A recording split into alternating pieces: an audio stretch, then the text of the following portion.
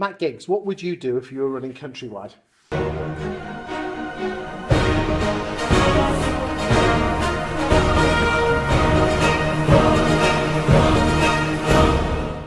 I think. Look, I don't understand the full ins and outs of what their commitments are. I can only talk on a people level because that's my expertise. So, for example, do the people sitting in each of their offices believe they work for a company that meets the values of them as individuals? So, for example, how are the people behaving in those offices? What are they expected to be like? For me, it all starts with the people. So, for example, the phone rings, you answer it. What do we expect that person to then do? So, I think for me, it's about completely getting everybody on the same page. How would you do that? Well, first, if I give you the you are now MD or CEO of Countrywide. I would bring everybody that works for that organisation over a period of 3 months to one place where we can talk about what really does matter in the market. And for me, it boils hire the NEC, few thousand people. Yeah, if it needs to. I think you can't have everybody there at the same time due to people being off and everything else. But I would have no hesitation in establishing a clear vision with everybody that works in the organisation within 3 months, so they all understand where we're going. I think most of them probably don't know where the company's going at the moment. In fact, if they were to read the news, you'd think you'd be lucky to be there in the next 12 months, which, from a personal point of view, is really sad to hear, because I think they've done fantastic things for many people across the industry. They've done a lot for the industry. Hugely. Look, have they reacted badly to change? Have they probably been distracted by the different things like onlines and stuff like that? Have they moved away from what made them a really great agency? Look, we all make mistakes. The first thing you've got to do is hold your hands up. As a leader, I hold my hands up probably every week, 2 weeks, saying I've messed up again. It's okay messing up. It's okay making mistakes. It's learning from that. And it's doing the right thing.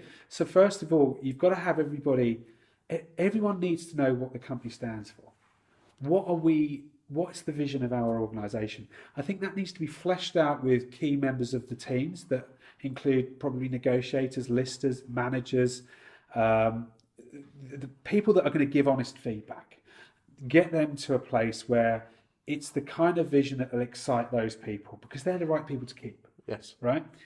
There's probably a lot of people there that shouldn't be there, and there's a lot of people that could go and work for such an organisation that these core people who create the vision, will attract. So you're better off having, like I've done, less people producing better service, better results, than having a span of people who aren't producing. But from what I understand, it's fairly skeleton run in a lot of places at the moment. So if you're going to have low numbers of employees, you've got to be clear that those people are clear on what's expected and why, and so on and so forth. So I think you've just got to steer the ship back and go, right, that's where we're going, that's where we're heading, this is the kind of behaviour, this is the kind of intent, this is why we're doing it, are you with us or not?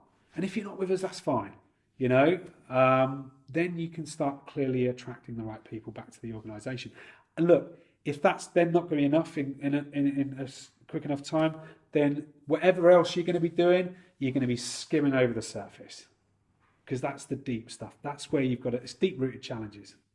Scary times, but hopefully they can do it. They can do it. And look, how many organisations that have had bigger challenges than Countrywide have turned themselves around, right? Are they going off of those models? Are they looking for those models, or are they still looking within the market? I think they need to look a little bit at themselves, and they need to understand what's important to them. It's been very much shareholder driven. So in other words, when you've got a shareholder driven business, it's all about profit. Okay, but having a profit-led business that affects the shareholders doesn't necessarily drive the performance of a negotiator on the front line. If you've got a people-driven business, which I would say they need to consider, a people-centric organisation where it's more purpose-driven, then they might have a better chance of getting the right people on board. Cheers, mate. Thank you.